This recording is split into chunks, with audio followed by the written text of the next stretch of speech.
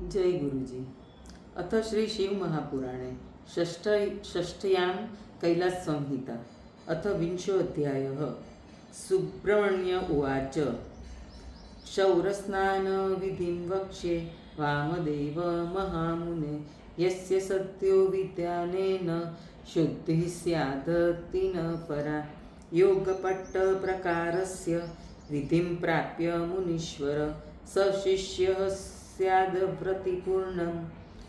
क्षौरकर्मोद्यतो भवेत्, गुरुं नत्वा विशेषेण लब्ध्यानुज्ञस्ततो गुरो। शिरसङ्क्षाल्य चाचम्य स वा सा क्षौरमाचरेत्, क्षालयेद्वसनं पश्चान् हृदम्बोभिक्षुरादिकं। तदस्थौ च मृदालिप्य क्षालयेति मृदं ददेत्, स्थापितं प्रोक्षितं यो तो ये शिवं शिवमितिरयन्, स्वनेत्रे पीहिते चैवान् माङ्गुष्ठाभिमन्त्रिते।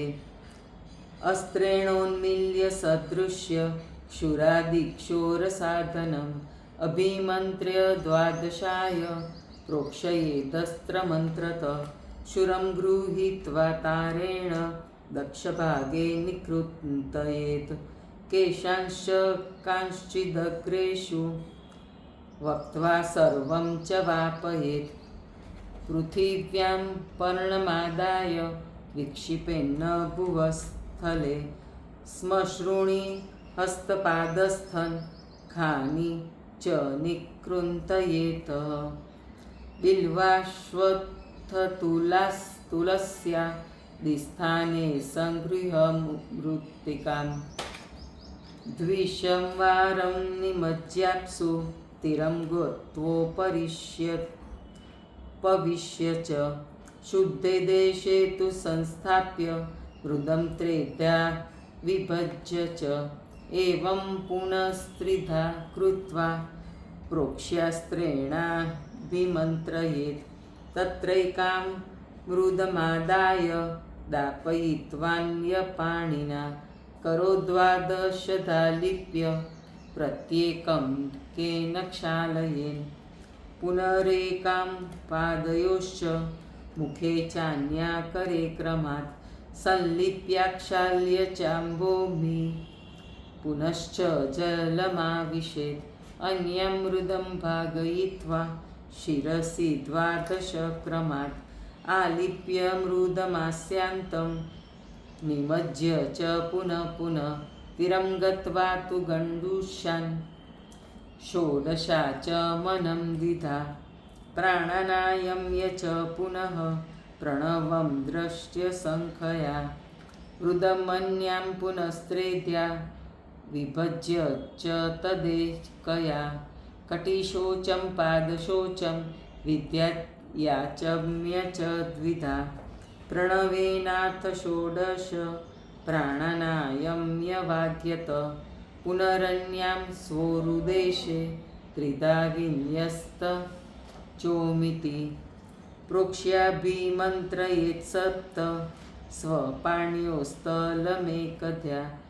त्रिधा लिप्याथ सस्पश्येत् सूर्यमूर्ति च पावनीं, स्वकक्षयो समालिप्य व्यत्सस्थाप्या समात्म्यया। पाणिभ्याच्च मृदा शिष्य सुमतिदृढमानस, गृहीत्वान्यां मृदं शुद्धां तथा सो गुरुभक्तिमान्।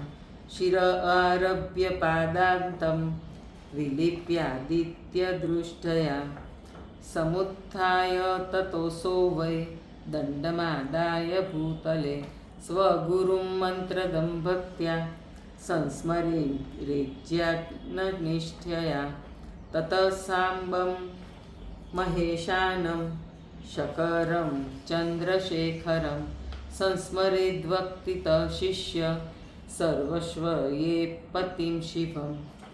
त्रिवारं प्रणमेत प्रीत्या साष्टाङ्गं च गुरुं शिवं, पञ्चाङ्गेन कवारच्च समुत्थाय च वन्दयेत्। तीर्थं प्रविश्य तन्मध्ये निमज्जो मज्जयतां मृदं स्कन्धे संस्थाप्य पूर्वोक्तप्रकारेण विलेपयेत् तत्रावशिष्टं सङ्गृह्य जलमध्ये प्रविश्य च विलोय सम्यक्तां तत्र सर्वाङ्गेषु विलिप्य च त्रिवारमोमिति प्रोच्य शिवपादाम्बुजं स्मरन् संसारम्बुधिसन्तारं सदा यद्विदितो हि स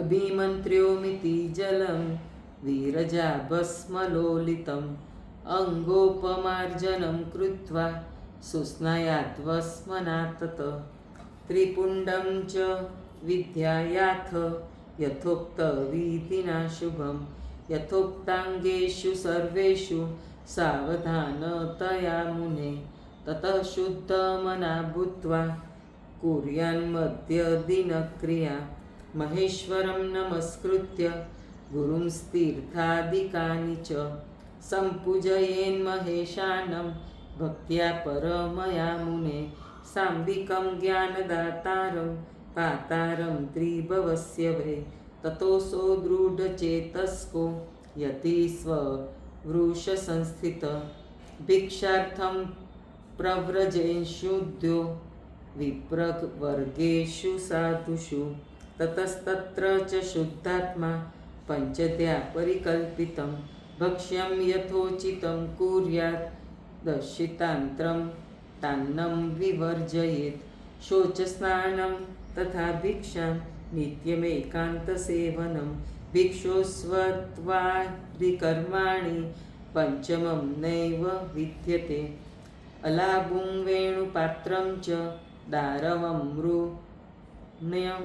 दारवं मृण्मयं तथा भिक्षुस्वत्वारिपात्राणि पञ्चमं नैव विद्यते ताम्बूलं तेजसं पात्रं रेतसेकं सिताम्बरं दिवास्वापोहिनात्तात्रं यतीनां षड्विवर्जिता साक्षरा विपरीताश्च राक्षसास्त इति स्मृता तस्माद्वै विपरीतं च कर्म नैवाचरेद्यति यति प्रयत्न कुर्यात् क्षौरस्नानं च शुद्धये संस्मरन् मनसा शुद्धं परं ब्रह्म सदाशिवम् इत्येवं मुनिशार्दूल नवस्नेहान्मयाखिल क्षौरस्नानविधि प्रोक्त किं भूयः श्रोतुमिच्छसि इति श्री शिवमहापुराणे षष्ठव्यां कैलाससंहितायां क्षौरस्नानविधिवर्णनं नाम 20ोऽध्यायः। जय गुरुजी।